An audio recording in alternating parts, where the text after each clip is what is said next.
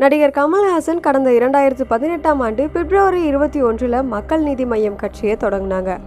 ஆரம்பத்தில் இருந்தே அதிமுக திமுகவுக்கு மாற்றுன்ற கோஷத்தோட மக்கள் நீதி மய்யம் அரசியல் களத்தை சந்திச்சாங்க.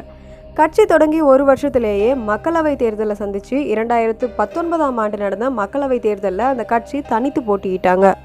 மக்களவை தேர்தல் அப்போ திமுக தலைவர் ஸ்டாலின், முன்னாள் முதல்வர் ஓ பன்னீர்செல்வம், பாஜக தேசிய பொதுச் செயலாளர் ஹெச் ராஜா அவங்க பேசுகிற வார்த்தைகளை கமல்ஹாசன் டிவியில் பார்க்குறது மாதிரியாகவும், இதனால கோபம் அடைஞ்சு டார்ச் லைட்டை டிவியில் உடைக்கிறது மாதிரியாகவும் மக்கள் நீதி மய்யம் ஒரு தேர்தல் விளம்பரத்தை வெளியிட்டிருந்தாங்க.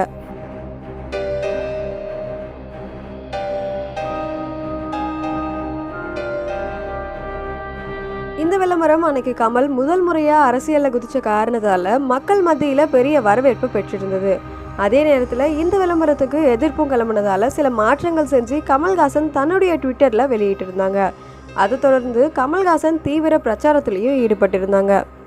இந்த தேர்தலில் மக்கள் நீதி மய்யம் தோல்வி அடைஞ்சாலும் 4 தொகுதியில் 1 லட்சத்துக்கும் அதிகமான வாக்குகளை பெற்று அரசியல் அச்சுவட்டில் ஒரு புதிய அத்தியாயத்தையே தொடங்கியிருக்காங்க.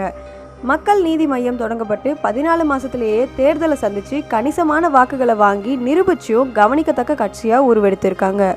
இதே நம்பிக்கையோட 2021ஆம் ஆண்டுக்கான சட்டமன்ற தேர்தலை சந்திச்சாங்க மக்கள் நீதி மய்யம்.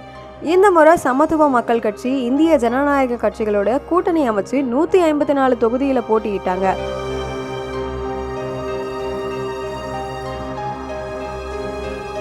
கோவை தெற்கு தொகுதியில் போட்டியிட்ட நடிகர் கமல்ஹாசன் சொற்ப வாக்குகள் வித்தியாசத்தில் பாஜகவுடைய வானதி சீனிவாசன் கிட்ட தோல்வியடைஞ்சாங்க. திமுக அதிமுகவுக்கு மாற்றா அரசியல் களம் காண முயன்ற கமல்ஹாசன் தொடர்ந்து 2 தேர்தல்களில் தோல்வியை தழுவினதால அந்த கட்சியில் இருந்த முன்னணி நிர்வாகிகள் பல பேரும் 2021ஆம் ஆண்டு பிற கட்சிகளுக்கு தாவிட்டாங்க. இந்த சூழல்ல கூட்டணி அரசியல் என்ற பாதைக்கு திரும்பி இருக்காங்க கமல்ஹாசன்.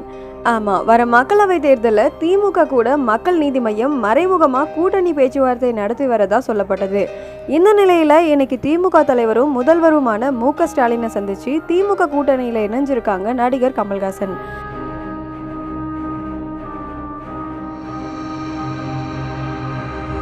மக்கள் நீதி மய்யத்துக்கு ஒரு ராஜ்யசபா தொகுதி திமுக வழங்கியிருக்காங்க. இந்த முறை மக்களவை தேர்தலில் மக்கள் நீதி மய்யம் போட்டியிட போறதில்ல. வர இருக்கிற மக்களவை தேர்தலில் திமுக கூட்டணிக்கு ஆதரவாக கமல் பிரச்சாரம் செய்ய இருக்காங்க. இந்த நிலையில தான் தனித்து களம் கண்ட கமல்ஹாசன் இப்போ திமுக கூட்டணியில் இணைஞ்சிருக்கிறத பற்றி நெட்டிசன்கள் விமர்சனம் செஞ்சுட்டு வராங்க. கமலுக்கு ஆதரவாகவும் எதிராகவும் பல பேர் சோஷியல் மீடியாவில் தங்களுடைய கருத்துக்களை பதிவிட்டுட்டு வராங்க.